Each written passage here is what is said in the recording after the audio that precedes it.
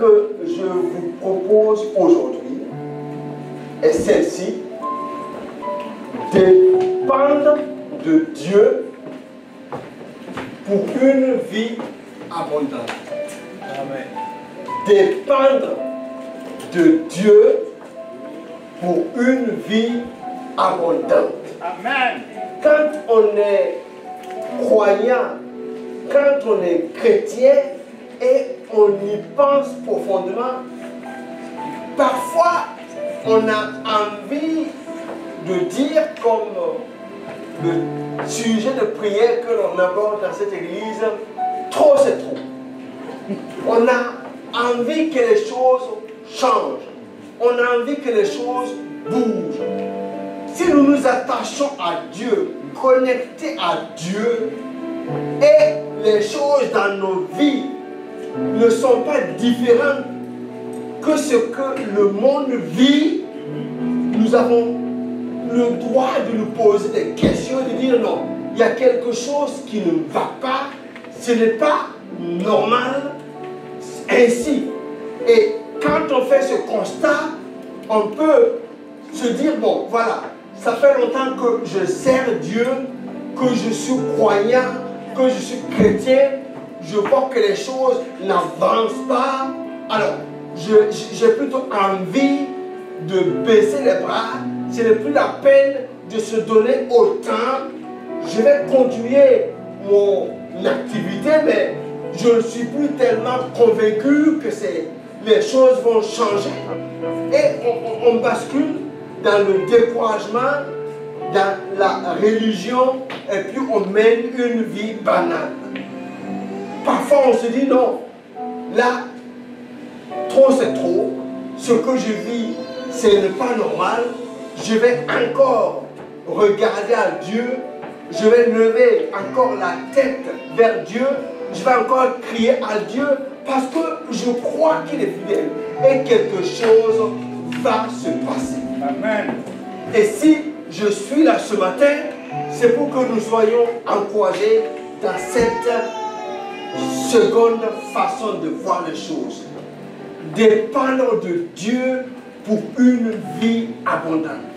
Amen. Même si les choses sont difficiles, même si les choses ne sont pas comme ce que l'on voudrait qu'elles soient, en tout cas pour le moment, je viens ce matin t'encourager. Pour ceux qui m'écoutent maintenant, pour ceux qui m'écoutent plus tard, que nous soyons encouragés. Quand on dépend de Dieu, on mène une vie abondante. Amen. L'indépendance tue, mais la dépendance à Dieu produit la vie abondante. On est dans un siècle où on parle plutôt de l'indépendance. Les enfants veulent être indépendants de leurs parents. Même les épouses veulent être indépendantes de leur mari. Les pays veulent être indépendants.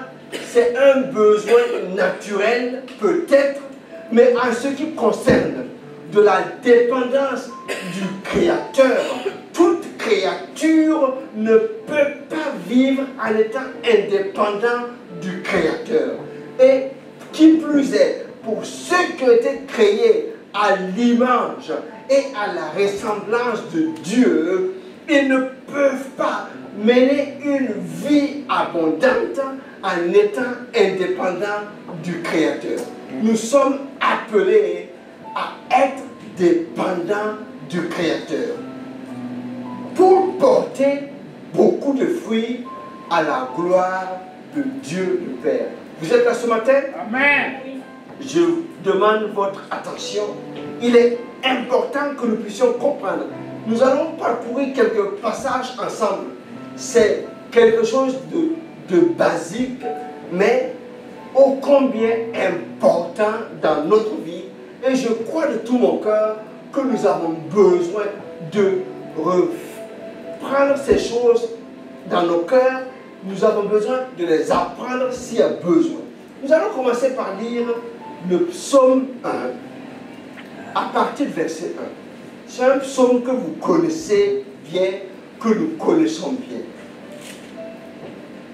Heureux l'homme qui ne marche pas selon le conseil des méchants, qui ne s'arrête pas sur la voie des pécheurs et qui ne s'assied pas en compagnie des moqueurs, mais qui trouve son plaisir dans la loi de l'Éternel et qui la médite jour et nuit. Il est comme un arbre planté près d'un courant d'eau qui donne son fruit en sa saison et dont le feuillage ne se flétrit point. Tout ce qu'il fait lui réussit. Surtout le verset 3, où on compare la vie humaine, la vie du croyant, à un arbre planté près du courant d'eau. La différence qu'il y a entre cet arbre et les autres arbres, ce n'est pas forcément la nature de l'arbre, mais c'est le lieu dans lequel il est. Quand l'arbre est planté près du courant d'eau, quand l'arbre est dans son territoire, quand l'arbre est dans son environnement, quand l'arbre est dans son alliance, alors cet arbre-là va produire du fruit en abondance.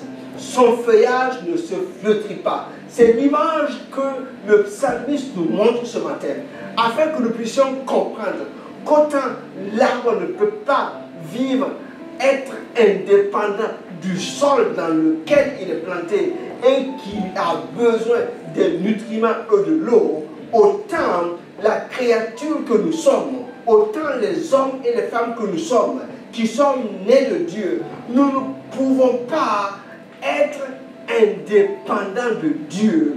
Nous avons besoin d'être plantés dans ce territoire, d'être plantés dans sa présence. Et c'est là que nous allons recevoir tout ce qui est nécessaire afin d'avoir une vie abondante. Le psalmiste continue dans le psaume 23 que nous connaissons en disant ceci, verset 4. Quand je marche dans la vallée de l'ombre de la mort, je ne crains aucun mal, car tu es avec moi, ta houlette et ton bâton me rassurent. L'on parle d'un homme qui connaît Dieu, qui a une alliance avec Dieu, mais qui à un moment de sa vie expérimente qu'il marche dans la vallée de l'ombre de la mort. L'on parle donc des hommes et des femmes comme vous et moi, qui avons donné notre vie à Dieu, qui sommes attachés à lui, mais qui, par moments, nous passons par des difficultés, par des périodes de désert qui peuvent ressembler à une vallée de l'ombre et de la mort. Mais comme nous l'avons lu, quand nous sommes dans cette vallée, Dieu est avec nous. Sa houlette, donc sa direction, son conseil et son bâton, sa protection, voilà, est avec nous. Ce n'est pas parce que nous sommes dans la profondeur de la difficulté que Dieu n'est plus là. Ça, c'est le premier encouragement pour chacun de nous. Quand il est avec nous, c'est tout le temps. Je suis avec vous tous les jours jusqu'à la fin, qu'il fasse bon ou qu'il fasse mauvais. Dieu est avec nous. En tout cas, c'est l'expérience qu'a vécu cet homme David, qui a une connaissance de Dieu, et nous pouvons nous baser sur son expérience. Et chacun de nous, nous pouvons aussi témoigner de ce que Dieu fait. Et quand David continue dans le verset 5, il dit ceci: tu dresses devant moi une table en face de mes adversaires. Tu oins d'huile ma tête et ma coupe déborde. Quand on est dans la vallée de l'ombre de la mort, tout au plus on demande un secours, une délivrance. Oups, on est sorti de là, on est délivré. Mais ce que David expérimente, c'est que dans cette vallée de l'ombre de la mort, c'est que devant ses ennemis si nombreux, Dieu intervient pour le délivrer. Mais Dieu fait encore plus. Dieu le bénit là, Dieu le soigne là, Dieu le guérit là, Dieu le restaure là. Et sa coupe déborde en face de ses adversaires. Il y a quelque chose de plus que Dieu lui fait afin que son cœur soit dans la joie. Et David est obligé de dire au verset 6, oui, le bonheur et la grâce m'accompagneront tous les jours de ma vie et j'habiterai dans la maison de l'Éternel jusqu'à la fin de mes jours. Dans certaines versions, il est dit, je retournerai dans la maison de l'Éternel. Il n'est pas dit que David doit quitter son palais pour aller maintenant habiter dans la maison de l'Éternel, comme ce fut le cas de Samuel, qui dormait là à côté de l'arche. Ce n'est pas cette présence physique, mais cela nous rappelle ce que nous avons vu dans le psaume 1, c'est qu'il s'est rendu compte que la présence de Dieu était indispensable, et il a fait le choix, je ne quitterai plus cette présence-là, je courrai toujours vers cette présence-là. Il faut que je sois en communion avec Dieu, comme le disait l'évangéliste Matthieu, que nous soyons toujours connectés avec Dieu. Voilà ce que cet homme a vécu, parce qu'il a vu le secours de Dieu dans sa vie. Il a dit non, comme Dieu m'a secouru tant et tant de fois, non, je ne peux plus m'hasarder à m'éloigner. Il faut que je sois dans sa présence. Il faut que je sois dans la maison de l'Éternel jusqu'à la fin. Je viens t'encourager ce matin. Écoute-moi. Dieu veut que tu expérimentes son secours dans la détresse. Amen. Afin que tu jouisses du bonheur lié à l'intimité que tu as avec lui. Dieu veut que tu expérimentes. Parce que si tu n'expérimentes pas le secours de Dieu dans la détresse, sur quoi vas-tu t'appuyer pour avancer? Il veut que tu expérimentes son secours. Il veut que cela soit ton témoignage, afin que toi aussi tu puisses dire non, je ne veux plus habiter ailleurs. Je vais maintenant habiter dans la maison de l'Éternel tous les jours. Amen. Mais quand tu considères ta vie, peut-être tu vas te rendre compte que de par le passé, il y a des situations dans lesquelles Dieu est intervenu.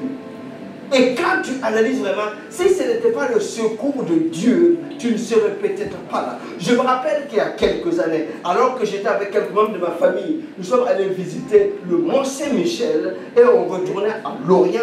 J'étais très fatigué, j'ai dormi au volant. Le bruit que j'ai entendu, c'est quand la voiture a tapé les barrières là, sur le bord de la route. Ça fait un bruit énorme et je me suis réveillé. Bien sûr, je n'ai plus eu sommeil jusqu'à la maison. Mais ce que je veux dire, qu'en quelques secondes, si ce n'est pas la protection de Dieu, tu perds ta vie, tu perds la vie des membres de ta famille en quelques secondes. Et si on nous donne la parole et que nous sommes sincères avec nous-mêmes, nous pouvons reconnaître que dans notre vie là, Dieu est intervenu dans notre vie, il nous a secourus. Peut-être tout n'est pas parfait, non, mais analysons, regardons bien. Dieu a déjà fait quelque chose de bon. Amen. Et si c'est le cas, que nous pouvons témoigner, nous sommes des gens qui sont sages. Puisque je sais que Dieu m'a secouru, Dieu m'a délivré du danger, alors que je suis sage, qu'est-ce que je vais faire? Je ne vais plus m'hasarder à m'éloigner de sa présence. Ce que je veux, c'est être dans sa présence. Ce que je veux, c'est être dans sa maison, être en communion avec lui. Vous êtes là ce matin? Amen. Vraiment, il faut que nous soyons encouragés. Parce que ce que Dieu veut là, c'est que nous puissions expérimenter son secours, expérimenter les bénéfices de sa présence. C'est son désir pour... Non, il n'a pas envie de nous voir aussi vivre dans une misère spirituelle. Non et non. Il veut que nous puissions vivre une vie abondante. Premier point que nous verrons, la dépendance fructueuse. La dépendance fructueuse. La dépendance est les sources de protection, et les sources de plein de choses. Mais nous allons voir que c'est que la dépendance fructueuse. Et nous allons lire dans Jean 15, c'est un passage que nous connaissons, où Jésus parle. Jean 15, à partir du verset 1. Jésus dit, je suis le vrai cep, et mon Père est le vigneron. Tout sarment qui est en moi et qui ne porte pas de fruits, il le retranche, et tout sarment qui porte du fruit, il les monde afin qu'il porte encore plus de fruits. Vous êtes là? C'est un passage que vous connaissez. Mais écoutez bien. Donc, dans la pensée de Dieu, tout sarment doit porter du fruit. Tout sarment doit porter du fruit. Et ça ne s'arrête pas là. Tout sarment doit porter beaucoup de fruits. Dès que tu es connecté à Dieu, la volonté de Dieu, c'est que tu portes du fruit. Mais ce n'est que le début. Il veut que tu grandisses, tu croisses et tu portes davantage, beaucoup de fruits. Pour ceux qui ont leur Bible ouverte, je vous laisse juste remarquer, et nous n'allons pas nous étaler dessus, que le fruit, il n'y a pas de S. Regardez bien. Il n'y a pas de S. Même quand je vais lire après beaucoup de fruits, il n'y a pas de S. Je vous laisse y réfléchir. Ce n'est pas le sujet aujourd'hui. Mais il veut que nous puissions porter beaucoup de fruits. Verset 3. Déjà vous êtes purs à cause de la parole que je vous ai annoncée. On parle que vous devez porter beaucoup de fruits. Et le verset 3 vient dire, déjà vous êtes purs. Quand vous lisez la Bible du Seigneur, il dit, vous aussi, vous avez déjà été purifiés grâce à l'enseignement que je vous ai donné. Pour dire quoi? Pour être connecté à l'arbre, pour être connecté au cep, il faut être pur, il faut être purifié. Dieu est saint. Nous ne pouvons pas nous connecter à lui si nous ne sommes pas purs. Et nous avons été purifiés par la parole. En recevant Christ, la parole, nous avons été. Nous ne sommes pas en train de dire qu'il y a des mérites en nous qui font que, puisque nous sommes méritants, enfin, nous pouvons nous connecter à Dieu et produire du fruit. Non, nous avons été purifiés, justifiés par la parole. Et quand nous sommes justifiés par la parole, nous sommes connectés à Dieu. Nous sommes devenus enfants de Dieu. Ce n'est ni la volonté d'un homme, ni la volonté du sang, ni de la chair, mais c'est la volonté de Dieu seul. Quand nous sommes connectés à Dieu, dans cette nouvelle lien que nous sommes enfants de Dieu, alors nous commençons à porter du fruit. Et le processus est mis en route et il est là le vigneron pour nous amener à porter plus de fruits. Donc, quand nous sommes dépendants de Dieu, c'est la logique, la volonté de Dieu, c'est que nous puissions en porter du fruit. Mais ce n'est que le début, quand on est purifié, qu'on est connecté. Le verset 4 nous dit ceci, demeurez en moi et je demeurerai en vous. Comme le sarment ne peut lui-même porter du fruit s'il ne demeure attaché au cep, ainsi vous ne le pouvez non plus si vous demeurez en moi. Demeurez en moi et je demeurerai en vous. On va le comprendre dans quelques instants. Quand nous demeurons en Dieu, nous permettons à Dieu de demeurer en nous. Même quand Jésus vient à nous, il frappe à la porte. C'est celui qui ouvre et qui accepte qu'il entre. Dieu devient son invité. Il mange, il soupe avec lui. Donc, quand nous n'acceptons pas de demeurer en Dieu, Dieu ne peut pas forcer notre demeure. Quand nous n'acceptons pas de demeurer en Dieu, Dieu ne peut pas forcer notre demeure. alors qu'il veut demeurer en nous. Pourquoi il veut demeurer en nous? Vous êtes là ce matin? Ne dormez pas. Pourquoi Dieu veut demeurer en nous par rapport à ce qu'on a vu? Parce qu'il veut que nous puissions porter du fruit. Il veut demeurer en nous parce qu'il veut que nous portions du fruit. À ceci, tout ce que le temps vous êtes mes disciples. On verra ça dans quelques instants.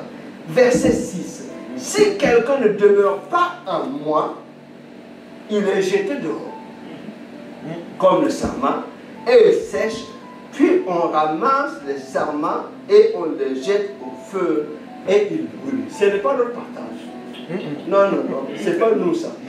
Nous allons demeurer. Parce que si on ne demeure pas, on finit par sécher. Et quand celui qui s'occupe, quand il arrive, il enlève les branches mortes pour que les branches qui sont restées vivantes puissent porter davantage de fruits.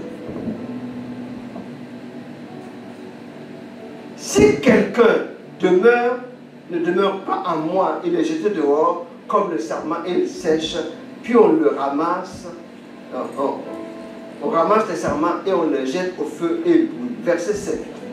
Si vous demeurez en moi et que mes paroles demeurent en vous. Est-ce qu'on doit lire la suite? C'est pas ça intéressant la suite quand même. La suite est intéressante.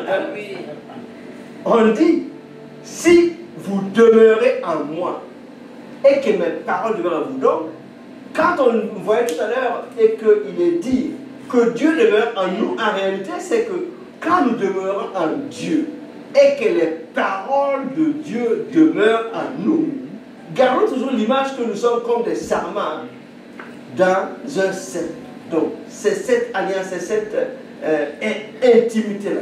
Alors la parole dit, demandez ce que vous voudrez et cela vous sera accordé. Ce n'est pas la première partie qui est vraie et que la deuxième est fausse. Toute la parole est vraie.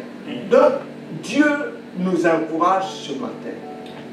Si vous demeurez en moi et que mes paroles demeurent en vous, demandez ce que vous voudrez et cela vous sera accordé. Est-ce que Dieu court un risque en nous faisant cette belle promesse? Vous me suivez? Restez là, ne dormez pas. Écoutez-moi. Quand on demeure en Dieu et les paroles de Dieu demeurent en nous, en fait, la nature, notre nature, devient identique à la nature de Dieu. Donc, ce que nous demandons ne peut pas être en dehors de ce que nous devons recevoir de Dieu. Vous me suivez? On dit que nous ne pouvons pas être un Dieu et sa parole en nous et nous demander des choses qui sont contraires à la vie que nous recevons. Non. Sauf que si c'est le cas, nous n'avons pas encore une bonne intimité avec Dieu. Parce que quand nous avons cette intimité-là, ce que nous avons demandé entre dans cela. Parce que nous sommes comme ce sarment, comme cette branche. Qu'est-ce que la branche va demander? C'est avoir plus de nutriments, plus de force, plus de protection. Pour faire quoi? Pour porter du fruit. Donc nous devons demander, mais quand nous avons la parole de Dieu en nous, la nature de Dieu en nous, ce qui viendra à nos cœurs est compatible avec ce que Dieu veut pour nous. Vous êtes là ce matin? Amen. Si vous portez beaucoup de fruits, c'est ainsi que mon Père sera glorifié et que vous serez mes disciples. Donc, en réalité, c'est quand on va voir des fruits qu'on va pouvoir savoir qu'on est disciple ou pas. Hein? On reconnaît l'arbre à son fruit. Donc, en fonction du fruit que l'on porte, on sait de qui on est père. Donc, si nous ne portons pas du fruit, nous ne pouvons pas nous réclamer comme disciples de Jésus-Christ. Donc ce que je demande en tant qu'enfant de Dieu, ne peut pas être contraire à ce que Dieu a prévu pour moi. Je peux demander davantage de qualité dans mon fruit, la totalité de mon fruit, l'accélération dans la manifestation, la protection, le renouvellement. Mais tout cela rentre dans la manifestation de ma nature en Dieu. Pas quelque chose de folklorique qui est en dehors, qui m'éloigne. Au contraire, c'est important pour nous de savoir. Il y a un homme qui a marché avec Jésus pendant 3 ans. Il tenait la bourse, il avait l'argent, il était avec les autres. Quand on le voyait, on disait, oh, le bon trésorier, oh, Judas, il est un bon disciple. Mais quand le ciel le regarde, Judas n'était pas disciple. Il n'avait pas le fruit. Tant qu'il n'y a pas le fruit, les hommes peuvent être trompés, mais nous ne pouvons pas être trompés. Mais Dieu ne peut pas être trompé. Donc, il est important que nous puissions être dépendants de Dieu pour porter du fruit. Donc, la dépendance à Dieu, elle est fructueuse. Donc, cette analogie avec le cep et le sarment nous donne de mieux comprendre ce dont Dieu veut nous parler. Et quand nous avons cette analyse et que nous comprenons la parole de Dieu, nous arrivons donc au deuxième point. Nous faisons le choix. Demeurons dans la promesse. Demeurons dans l'alliance.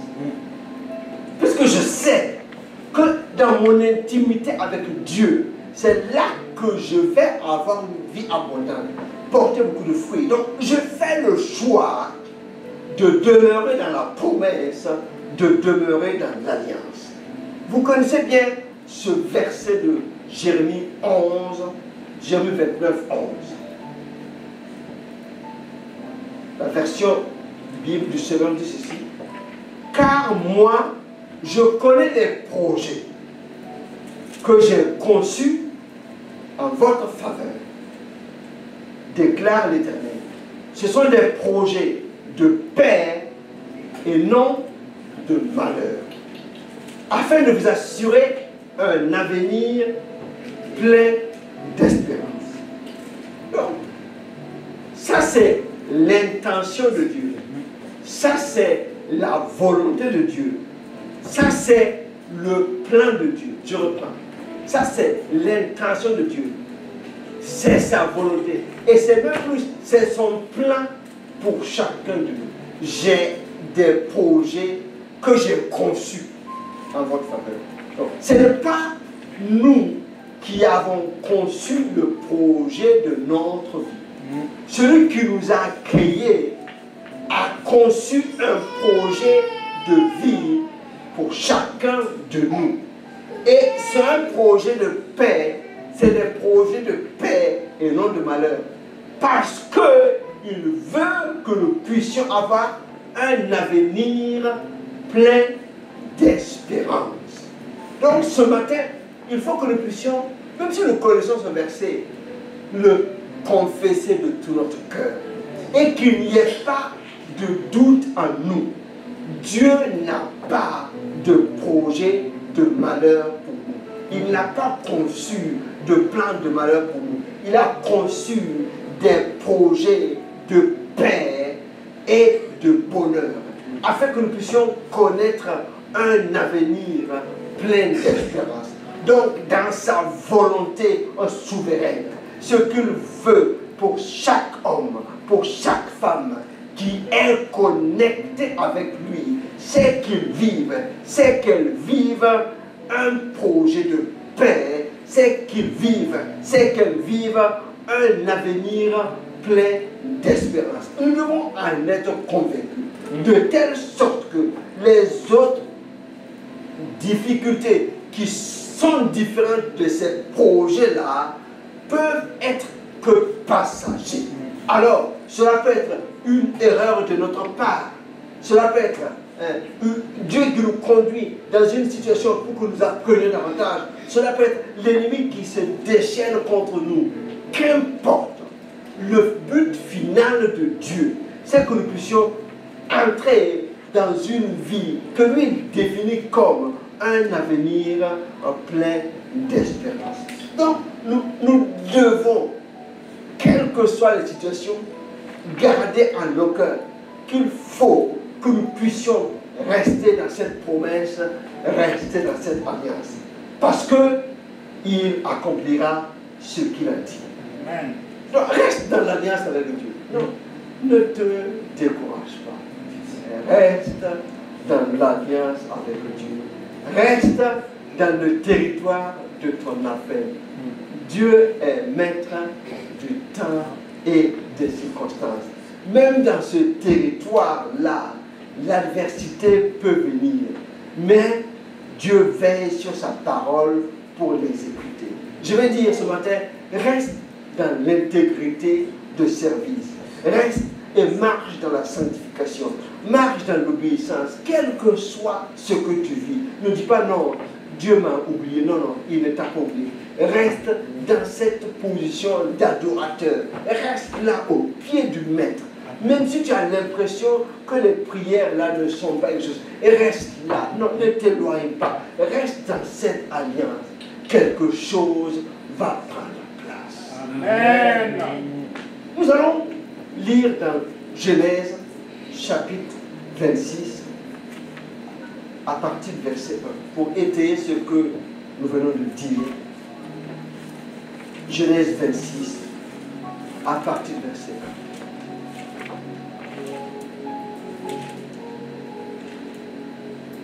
Il y eut une famine dans le pays, outre la première famine qui eut lieu du temps d'Abraham.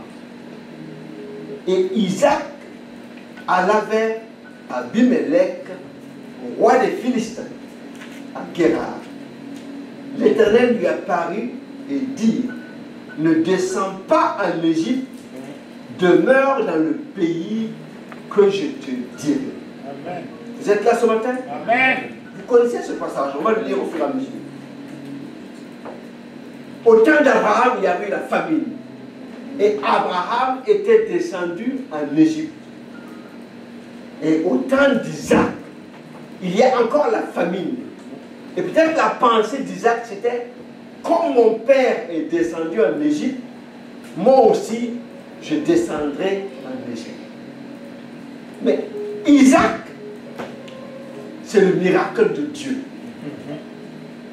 Je sais que Abraham lui a expliqué, écoute mon fils, à 75 ans j'ai eu une promesse de Dieu. J'ai attendu. À un moment donné, j'ai eu des doutes. C'est pour cela qu'Ismaël est né. Mais après, Dieu m'a dit, ce n'était pas l'enfant de la promesse. Et c'est toi qui es l'enfant de la promesse. Près de 25 ans plus tard, tu es né. Et personne ne pensait que moi et ma femme Sarah pouvaient avoir un enfant. Donc tu es le miracle de Dieu. Isaac a grandi dans cette connaissance qu'il est un miracle de Dieu sur la terre. Et il a expérimenté des choses incroyables que des jeunes de notre période n'accepteraient pas. Il a marché 3 jours avec son père pour aller dans la montagne que Dieu avait indiquée à son père. Et là, les mains attachées par son père, qui était prêt à le sacrifier, le père entend la voix de l'ange de l'Éternel qui dit, ne fais rien à ton fils, parce que je sais que tu m'obéis. Et il a vu le bélier qui était là, c'était le bélier de substitution. Et Isaac a vu là le secours de Dieu. Et il a compris que ce Dieu-là, c'est un Dieu qui tient ses promesses. Amen. Vous me suivez? Oui. Alors, quand Isaac est aussi dans le moment de la famine, et que Dieu vient lui parler, cela va réveiller en lui ses souvenirs. C'est le Dieu de mon père, c'est le Dieu d'Abraham qui avait dit, et les choses se sont accomplies. Et c'est ce Dieu-là qui me parle à moi aussi. Donc, Isaac écoute bien la parole. Il intègre la parole. Et il obéit à cette parole. Peut-être c'était plus facile de descendre en Égypte. en tant que grand entrepreneur, quand il analyse tous les bétails qu'il a, les ressources qu'il a, et qu'il y a le Nil de l'autre côté, et il y a l'environnement favorable. L'analyse est faite, il faut changer l'entreprise, délocaliser l'entreprise. Et Dieu dit non, tu restes à Guérard. Verset 3. Séjourne dans ce pays-ci, je serai avec toi, et je te bénirai, car je donnerai toutes ces contrées à toi et à ta postérité. Et je tiendrai le serment que j'ai fait à Abraham, ton père. Vous êtes là, suivez-moi encore. Je tiendrai le serment que j'ai fait à Abraham. Reste là. Ce que j'ai dit à Abraham, la promesse que j'ai faite, même s'il y a la famine, cela ne change pas la promesse que j'ai faite. Donc, en fait, Isaac est dans une situation où ce n'est pas tant sa foi ou son mérite. Il est dans une alliance qui le dépasse. C'est une alliance qui a été faite avec son père. Et Dieu dit, non, à cause de l'alliance que j'ai faite avec Abraham, je ne peux pas t'abandonner. Tu restes là. Et la bénédiction va te trouver là. Et même quand tu lèves les yeux, tu regardes toutes ces contrées, je vais te les donner à toi et ta postérité. Reste là. Mais il n'y a rien à manger. Reste là. Mais je ne peux même pas semer. Les animaux vont mourir. Reste là. Reste à Guérard. À cause de l'alliance. Suivez mon frère et soeur. Quand nous attendons de Dieu quelque chose, c'est parce que nous sommes dans une alliance. Ce n'est pas tant parce que nous sommes méritants. Mais Dieu le fait à cause de Jésus-Christ. Nous sommes dans une alliance. Jésus est descendu pour nous reconnecter avec le Père, afin que nous puissions être des héritiers, des co-héritiers. Donc, Dieu le fait à cause du don de son Fils. Dieu le fait à cause de Jésus-Christ. Dieu vient à notre secours parce que Jésus a payé à la croix. Parce que nous sommes dans une alliance avec lui par le sang de Jésus. Est-ce que vous êtes là, frères et sœurs? Il faut que nous puissions comprendre ça. Parce que si nous ne comprenons pas cela, parfois nous allons être dans de la douleur, dans des doutes, parce que nous nous disons même, nous ne sommes même pas suffisamment méritants pour attendre quelque chose. Je ne te parle pas aujourd'hui de ton mérite, je te parle d'une alliance que tu as avec Dieu par le sang de Jésus. À partir du moment où tu as accepté Jésus-Christ comme ton Seigneur et ton Sauveur, et tu es devenu un enfant de Dieu, tu as une alliance que rien ne peut briser. Et à cause de cette alliance, le ciel est ouvert sur ta vie. Pas parce que tu mérites quelque chose d'abord, mais Dieu le fait parce que son Fils a déjà payé. Amen. Ça, c'est important pour que nous puissions comprendre. Cela va nous aider dans notre marche, dans notre considération des choses. Parce que sinon, nous aurons plutôt tendance à nous appuyer sur notre propre force. Voilà, quand je serai maintenant un très bon chrétien, je vais recevoir quelque chose. Non, c'est à cause de l'alliance que nous avons en Jésus-Christ. Donc, l'Éternel dit à Isaac, reste là, à cause d'Abraham.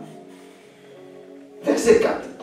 Je multiplierai ta postérité comme les étoiles du ciel. Je donnerai à ta postérité toutes ces contrées, et toutes les nations de la terre seront bénies en ta postérité. C'est la même promesse qui a été dite à Abraham, qui est encore dite à Isaac. Dieu n'a pas changé. Le temps passe, mais la promesse de Dieu n'a pas changé. Le temps passe, mais la promesse de Dieu n'a pas changé. Le temps passe, mais la promesse de Dieu ne change pas. C'est nous qui pouvons être parfois dans le doute, puisque le temps passe. Donc la promesse de Dieu va être revue à la baisse, à la diminution. Non, le temps passe, mais la promesse de Dieu ne change pas. La famine passe, mais la promesse de Dieu ne change pas. Des années plus tard, le même Dieu parle à Isaac comme il a parlé à son père Abraham. Je te bénirai et tu seras une source de bénédiction pour toutes les nations. Verset 5, je le fais parce que Abraham a obéi à ma voix et qu'il a observé mes ordonnances, mes commandements et mes statuts et mes lois. Et Isaac resta à Guérar. Je vous parlais donc de l'alliance. Dieu le fait parce que Jésus-Christ a obéi. Quand il était à la croix, ça a été difficile. Avant de monter à la croix, il a dit, Père, est-ce que cette coupe-là, tu ne peux pas l'éloigner de moi? Non, mais pas ma volonté, mais ta volonté. Cela a été difficile. Les anges sont venus lui redonner de nouvelles forces, afin qu'il puisse, il est descendu pour accomplir la volonté du Père. Et puisque Jésus a accompli la volonté du Père et qu'il est allé jusqu'à la croix et que le sacrifice a été accepté, alors tu es dans cette alliance et Dieu te bénit parce que tu as une alliance. Dieu nous fait grâce parce que nous sommes dans une alliance. Amen. C'est ça qui fait la différence. Donc, connaissant cela, frères et sœurs, que Dieu nous aide à rester dans cette alliance, à rester dans cette promesse, même si elle tarde, restons dans la promesse. Même si les choses semblent s'embrouiller, non, non, non, restons dans ce qui est clair. C'est la promesse de Dieu. J'ai des projets de paix pour toi, des projets de bonheur et non de malheur. J'ai un avenir plein d'espérance. Même s'il y a un moment qui est chaotique, cela ne change pas la promesse de Dieu pour chacun de nous. Parce que, en fait, cette promesse a été faite en connaissant le passé, le présent et le futur. J'aime dire que quand un homme fait une promesse, c'est en fonction peut-être du passé et du présent. Il ne connaît pas le futur. Il peut changer. Parce que lui-même, celui qui fait la promesse, peut ne pas être là demain. Mais Dieu, quand il fait une promesse, il connaît tes faiblesses, il connaît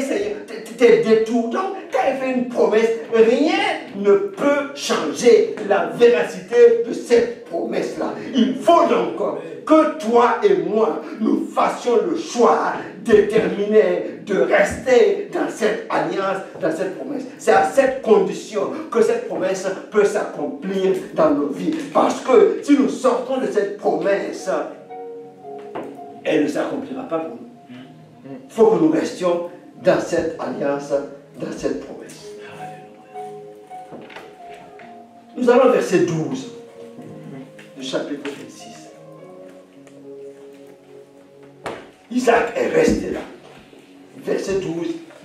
Isaac sema dans ce pays. Et il recueillit cette année-là le centuple, car l'Éternel le bénit. Cet homme devint riche. Il alla s'enrichissant de plus en plus jusqu'à ce qu'il devint fort riche. Dans certaines traductions, il est dit, cet homme devint grand et il devint de plus en plus grand. Alors, je ne sais pas s'il y en a qui connaissent des périodes de famine, ou bien qui ont connu des périodes de famine. J'expliquais un peu en famille l'autre jour, beaucoup n'ont pas connu ça. On dit que quand vous êtes dans une période de famine, moi je viens de Burkina, il y a des moments où quand vous êtes dans certains villages et vous dépendez de la saison pluvieuse pour manger, la récolte qu'on a faite pendant les 2 à 3 mois ne suffit pas pour couvrir toute l'année. Donc, plus on s'éloigne de la saison pluvieuse, on rationne un peu plus la quantité de maïs, la quantité de mil, pour espérer boucler. Mais vers la fin, c'est dur. Il n'y a pas assez, on mange un peu moins souvent. Et pendant cela, on a les épis que l'on a gardés pour les semer la saison prochaine. Et ça, c'est les beaux épis là qu'on a gardés. Même si vous avez faim, ça là, on ne doit pas toucher. Parce que c'est ça qu'on doit utiliser pour semer. Donc, quand une famine dure longtemps, surtout quand cette période-là, quand la Bible parle de famine, le plus souvent c'est pendant des périodes de sécheresse, on peut être tenté à un moment donné, de toute façon si on ne mange pas, ça va mourir. Hein? Donc tu prends ce que tu dois semer là, tu manges. Or que non, c'est pas ce que tu fais. Ou bien tu dis non, c'est peut-être pas le bon moment. La Bible ne nous donne pas des précisions. Mais c'était dans une période qui ne semble pas très favorable. Et Dieu a dit à Isaac, sème. Peut-être quand il s'aimait, d'aucuns vont se moquer de lui. Comment il s'aime là? Mais il a entendu Dieu. Et comme il a une confiance totale en ce Dieu-là, même si ce Dieu-là me dit de marcher sur la tête, je marche sur la tête. Il a une confiance dans ce Dieu. Et quand ce Dieu a dit de semer, il a semé. Et le miracle s'est accompli. On nous a dit qu'il a récolté au centuple. Cela veut dire que c'est une récolte anormale. Ça veut dire que quand on sème, la loi de Dieu, c'est ça. Tu sèmes un grain, tu ne récoltes pas un grain. Tu récoltes un multiple de grains. Mais comme il y a la bénédiction de Dieu là, cette multiplication est au maximum. Vous me suivez ce matin? En fait, Dieu l'a béni et sa semence a été multipliée, j'allais dire, d'une manière divine.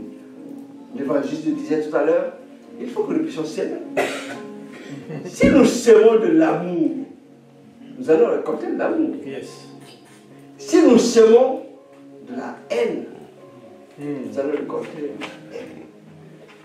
Si nous semons la bienfaisance, le service, la libéralité, nous allons récolter ce que nous semons. Et quand on sème, on récolte en multipliant. Que Dieu nous aide. Amen. Donc, Isaac a bien compris la leçon. Il est resté à Guérard.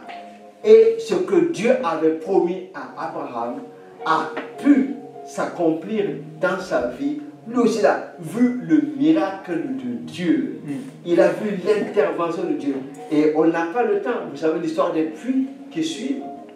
Parce que quand il a commencé à devenir riche, les habitants du pays lui en voulaient pas mal.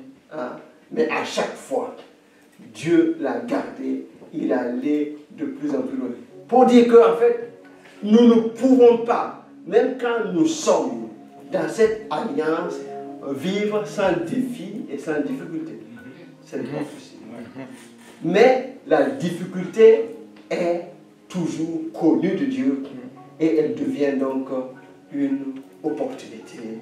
Amen. Amen. Voilà, je ne vais pas être long aujourd'hui, un peu plus court que d'habitude, parce qu'on est l'été, donc c'est pas ça. Gloire à Dieu. Amen.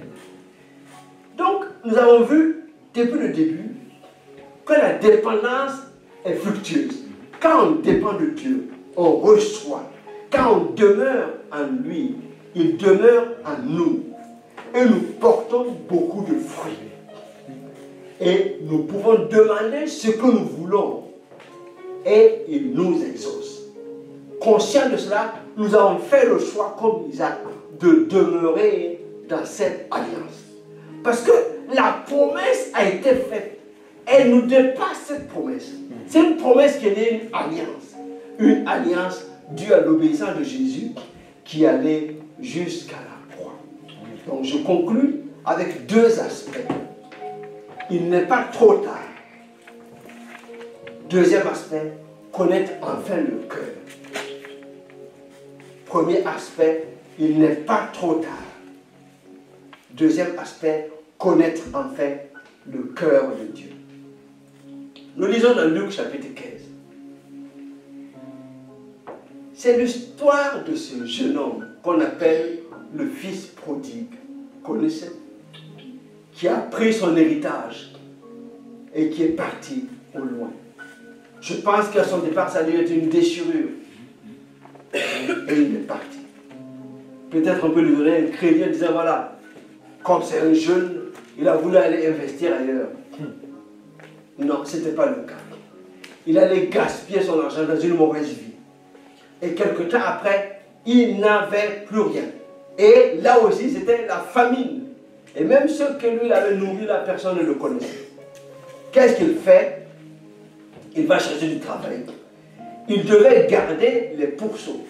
Il n'avait même pas le droit de nourrir les pourceaux. Le monsieur avait bien calculé, celui qui garde ne nourrissait pas. Parce que s'il avait le droit de les nourrir, il allait manger ce que les pourceaux mangent. Mais la Bible dit qu'il voulait manger ça, mais on ne lui donnait pas. Donc il était là juste pour garder, mais il ne pouvait pas manger ce que les pourceaux mangeaient. Verset 17 du chapitre 15. Étant entré en lui-même, il se dit, combien de serviteurs, combien de mercenaires chez mon père ont du pain en abondance, et moi, ici, je meurs de faim. Et moi, ici, je meurs de faim. Je vous rappelle ce que j'ai dit au début. L'indépendance tue. Mais c'est la dépendance qui conduit à la vie. Lui, quand il est parti, il a dit, je vais être indépendant. Mais en s'éloignant du Père, il s'éloignait de la source et cela le conduisait à une mort certaine. Mais il a eu un sursaut. Il dit, verset 18, je me lèverai, j'irai vers mon Père et je dirai, mon Père, j'ai péché contre le ciel et contre toi. Je ne suis plus digne d'être appelé ton fils. Traite-moi comme l'un de tes mercenaires, comme l'un de tes serviteurs. Il se leva et alla vers son père. Comme il était encore loin, son père le vit et fut ému de compassion. Il courut, se jetait à son cou et le baisa et l'embrassa. Vous connaissez? Ensuite, c'était le veau gras, c'était la tunique, la barbe au doigt, c'était la fête. Retenons ceci. Ce fils prodigue allait terminer à la mort s'il n'avait pas fait le choix de revenir connecté avec le Père. Mais il s'est rendu compte que non. Quand je suis loin de mon Père, je vais à la mort. Et il a fait le choix de revenir. Et quand il revient, regardez bien, il n'est pas revenu juste prosterné à distance au Père, au Père. Non, son père l'ayant vu a eu compassion et son père s'est jeté à son cou. Ils se sont embrassés. C'était une intimité retrouvée. C'était une intimité retrouvée. Cela a réjoui profondément son cœur et cela a déclenché la fête. Je suis convaincu que cette deuxième phase de vie de ce fils va être différente, bien meilleure que la première phase. Il va servir son père d'une manière élégante, avec un service vraiment, parce qu'il le connaît maintenant que ce n'est que grâce. Ce n'est que grâce, ce n'est que grâce. Il va servir son père, il ne va plus s'éloigner. Il a goûté à l'eau chaude, il dit que ça fait mal. Maintenant, il sait que la vie est auprès du Père. Amen. Il n'est pas trop tard. L'essentiel, c'est d'être en intimité avec le Père. Encore quelques minutes.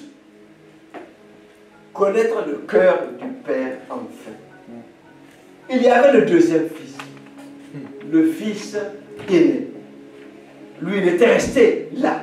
Lui, c'est l'homme de la loi. Il était là. Il servait. Tout est bien. Voilà. Moi, je fais ce que mon père veut. C'est bien. Et toi, là, toi, tu ne fais pas bien. Hein? Moi, je fais bien les choses. Et quand il a appris qu'il y avait la fête, il arrive, il refuse d'entrer. Il se mit en colère. Il ne voulut pas entrer. Son père sortit et le pria d'entrer. Mais il répondait à son père, voici, il y a tant d'années que je te sers, sans avoir jamais transgressé tes ordres, et jamais tu ne m'as donné un chevreau pour que je me réjouisse avec mes amis. Il a raison ou il n'a pas raison? Ah, vous pouvez répondre. Hein? Ah, il a quand même peu raison. Hein? Hein? Qui dit autre? Hein? Il a raison ou pas? Hein? Ça c'est la raison là. Hein? Il a raison. Ça c'est le raisonnement de nous les hommes là. Voilà. Je suis un fils fidèle. Je suis là. J'ai travaillé. J'ai fait les choses bien. On ne reconnaît même pas ma valeur. Moi quand même je suis bien. Je ne suis pas comme l'autre là. qui est parti gaspiller l'argent de son père. Moi, je suis un fils digne. Je mérite les choses. Alors que, en faisant comme cela, il était à côté de la plaque. Cela me fait penser souvent parfois à certaines réactions que ce soit des gens qui sont plus jeunes dans la foi et qui ne connaissent pas encore la vie, qui n'ont pas encore appris les choses. On n'est plus prompt à dire, alors moi au moins ça va. Je suis quand même un bon chrétien, ça va. Mais les autres là, chez eux là, il faut qu'on prie il faut qu'on prie parce que ça ne va pas, ça va pas. C'est un peu un raisonnement. Et si on ne fait pas attention, on est dans un truc où on se dit, bon voilà, moi c'est bon. Chez nous, à Ouagadougou, on dit que c'est souvent les KTS. Hein? On se considère comme les correcteurs d'en bas. On est devant, alors qu'on n'a pas d'intimité avec Dieu. C'est ça. Non. On est dans le Matthieu vu chrétien. Non. Et on se... Voilà. Écoutez. Réfléchissons bien. Quand le père est sorti, il a dit non, rentre. Il fallait quand même que l'on se réjouisse. Car, vois-tu, son frère, il était mort, il est revenu à la vie.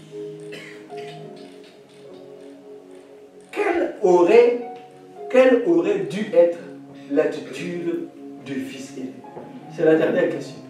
Quelle aurait dû être l'attitude du fils aîné? Il devrait être content de voir son frère. Oui, il devait être content de voir son frère. Quoi d'autre? Même avant. Oui. Toi qui me regardes. Il faut répondre. Quelle aurait pu être son attitude qui allait réjouir son père? Derrière là-bas, Esther, c'est l'interrogation aujourd'hui. Quelle aurait pu être son attitude qui allait réjouir le cœur de son père? Courir. Hein? Courir Se jeter dans les bras de son frère. de son frère. Oui, c'est pas mal. Mais je pense à autre chose. Vous êtes là? Hein? Préparer avec son père. Préparé avec son père. Ok. Oui. Ah, oui, peut-être. Oui. Ouais. Peut-être n'a pas essayé. Bon, voilà ce que je pense. Hein? Quand le fils prodigue, enfin le fils qui est parti, il est parti, son père était dans la tristesse. Et quand il est venu, vous voyez, le père était là et il a vu le nom. C'est-à-dire qu'il guettait régulièrement pour voir, est-ce que mon fils revient? Il était toujours, son cœur saignait parce qu'il lui manque un fils.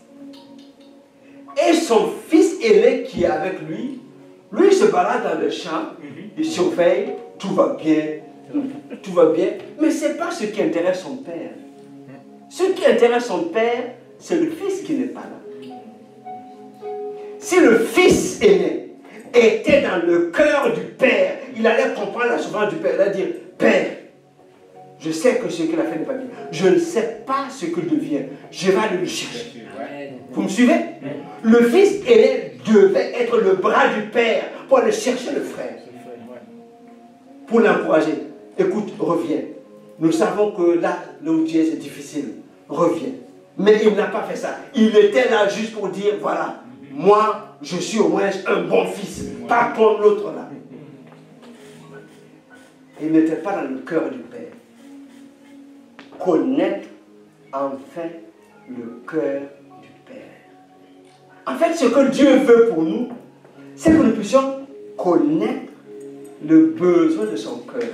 Si nous arrivons à connaître dans les situations dans lesquelles nous sommes, dans l'environnement dans lequel il nous met, quel est le besoin qui est dans le cœur de Dieu, et nous étions son bras, c'est là que nous allions voir de grandes choses. Vraiment, je voulais terminer par cette pensée qui me semble vraiment importante. Parce que si nous ne faisons pas attention, nous sommes tellement souvent, parfois j'ai envie de dire que ce n'est pas Satan qui nous dicte nos sujets de prière. On est tellement souvent acculés à gauche, à droite, que nous avons nos propres problèmes Or que Dieu attend que nous puissions écouter son cœur, être son bras quelque part. Et mais si nous n'avons pas cette conscience des choses, nous sommes là à nous plaindre par rapport à nos situations, à nous battre pour nos situations. C'est normal. Je suis tout à fait d'accord, c'est tout à fait normal. Mais quel est le cœur du Père? Qu'est-ce que le Père veut? Si nous sommes dans cette génération, dans ce lieu, dans ce pays, dans cette ville, dans cet environnement, qu'est-ce que le Père attend de nous? Si nous arrivons à comprendre cela, nous allons nous rendre compte que nous allons réjouir le cœur du Père. Et quand le cœur du Père est réjoui, qu'est-ce qu'il y a devant? C'est la fête. Quand le cœur du Père est réjoui, c'est la fête. Quand le cœur du Père est réjoui, c'est la fête. Amen. Amen. Donc vraiment que Dieu nous aide afin que nous puissions dépendre de Dieu. Dépendre de Dieu pour recevoir, bien sûr, pour notre vie, mais pour être un bras, pour être un instrument entre les mains de Dieu, afin d'accomplir et de devenir indispensable entre les mains de Dieu. Il y a des hommes et des femmes sur la terre, si Dieu les perd, les perdu beaucoup. Parce qu'ils font tellement de choses pour lui que Dieu a intérêt à les garder. C'est ça. Que Dieu nous bénisse. Amen. Au nom de Jésus-Christ. Amen. Amen. Baissons la tête et prions.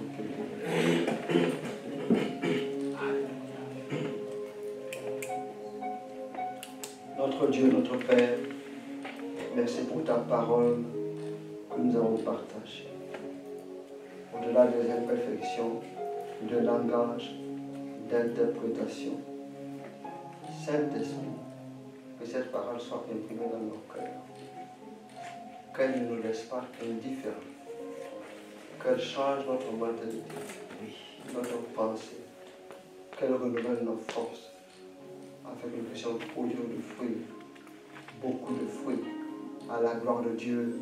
Amen, amen, amen. Gloire à Dieu. On va se lever quelques minutes. Élever la voix pour la prière finale.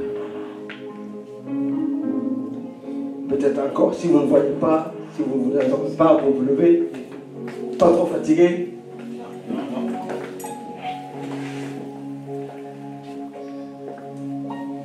Éternel mon Dieu, notre Père Céleste, merci pour l'alliance par le sang de Christ Jésus. Merci pour l'alliance par le sang de Christ Jésus. Merci pour l'alliance par le sang de Christ Jésus. Merci pour ta présence à nous et au milieu de nous. Merci pour ta présence à nous et au milieu de nous. Merci pour ta présence à nous et au milieu de nous. Merci pour ta présence à nous et au milieu de nous. Saint-Esprit, conduis-nous dans une intimité plus profonde avec le Père. Conduis-nous dans une intimité plus profonde avec le Père. Car nous voulons demeurer en Christ, pour porter beaucoup de fruits. Nous voulons demeurer en Christ. Pour porter beaucoup de fruits. Notre Père Céleste. Dans ton alliance, nous voulons rester. Dans ta parole, nous voulons marcher. Dans ton alliance, nous voulons rester. Et dans ta parole, nous voulons marcher. Père Céleste, élargis nos limites. Père Céleste, élargis nos limites. Par ta grâce, notre vie témoignera que nous sommes disciples de Jésus-Christ. Par ta grâce, notre vie témoignera que nous sommes les disciples de Jésus-Christ. Pour la gloire de Dieu le Père. Amen. Amen. Amen. Amen. Alléluia. Gloire à Dieu. Amen. Alléluia. Alléluia.